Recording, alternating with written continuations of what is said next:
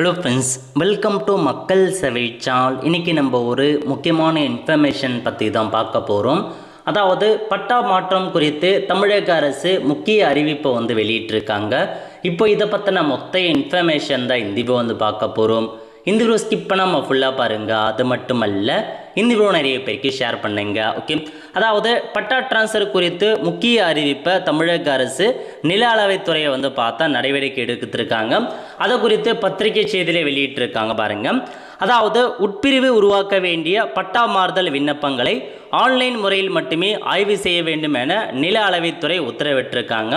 அதாவது உங்களுக்கு பட்டா டிரான்ஸ்ஃபர் பண்ணுறதுல ரெண்டு ஆப்ஷன்ஸ் இருக்குது. ஒன்று இன்வால்விங் பட்டா டிரான்ஸ்ஃபர், இன்னொன்று நான் இன்வால்விங் பட்டா டிரான்ஸ்ஃபருங்க.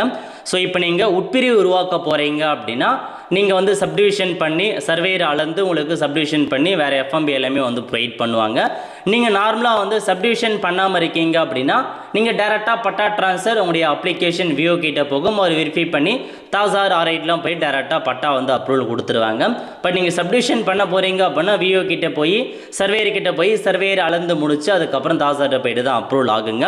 இப்போ அந்த உட்பிரிவு உருவாக்க வேண்டிய பட்டா மாறுதல் விண்ணப்பம் குறித்து ஒரு அப்டேட் கொண்டு வந்திருக்காங்க பாருங்க.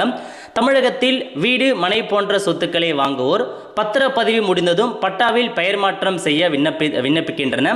தாலுகா அலுவலகங்களுக்கு அலையாமல் இசேவை மையங்கள் வாயிலாக இதற்கான விண்ணப்பங்களை பதிவு செய்தால் போதும்.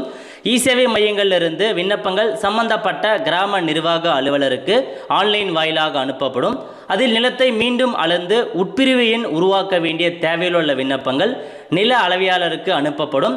இந்த நடைமுறையில் நிலத்தை அளந்து பின் அது தொடர்பான அறிக்கை, வரைபடம் தயாரிப்பு போன்ற பணிகளை நில அளவையாளர்கள் மேனுவல் முறையில் மேற்கொண்டு வருகின்றன. விண்ணப்ப பதிவு, புதிய பட்டா உருவாக்கம், நில அளவை வரைபடம் உருவாக்கம் என அனைத்து பணிகளும் தற்போது ஆன்லைன் முறைக்கு மாற்றப்பட்டு உள்ளன. ஆனாலும் நில அளவையாளர்கள் நிலையில் மேனுவல் முறையில் ஆவணங்கள் தயாரித்து அதை ஆன்லைன் முறைக்கு மாற்றம் நடைமுறை உள்ளது. இதையும் ஆன்லைன் முறைக்கு மாற்ற முடிவு செய்யப்பட்டிருக்கு அப்படின்னு சொல்லிட்டாங்க. அதாவது சர்வேரை பொறுத்த வரைக்கும் இப்போ சர்வேருக்கு ஒரு அப்ளிகேஷன் போடுறீங்க அப்படின்னா அவங்க அந்த நிலத்தை அளந்து தனியாக எஃப்எம்பி காப்பி அறிக்கை எல்லாமே ரிலீஸ் பண்ணும், அவங்களுக்கு கொடுக்கணும்.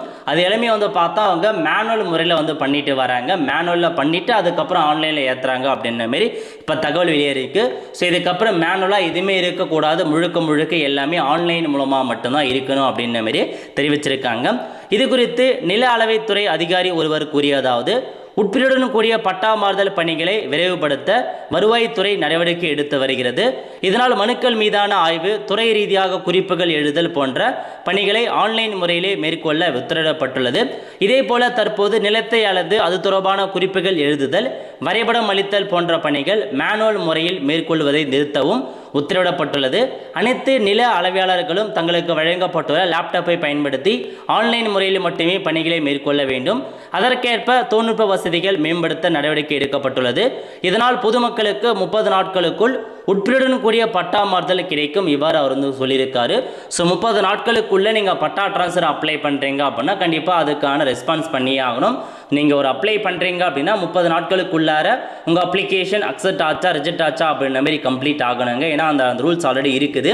அதேமாரி நீங்கள் நார்மலாக பார்த்தீங்கன்னா ஸோ டேரெக்டாக அனுப்புகிறீங்க பாருங்கள். நான் இன்வால்விங் சப்டிவிஷன் பட்டா டிரான்ஸ்ஃபர் ஸோ தானியங்கி முறையில் ஃபஸ்ட்டு கம் ஃபஸ்ட்டு சர்வீஸ் மூலமாக பண்ணிட்டு வராங்க.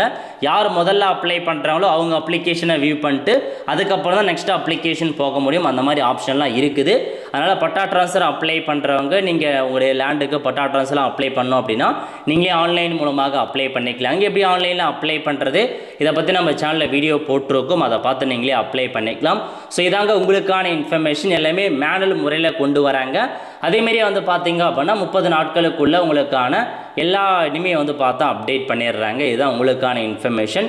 ஸோ நிறைய பேருக்கு தெரியப்படுத்துங்க. அடுத்த ஒரு நல்ல சந்திப்போம். நன்றி, வணக்கம்.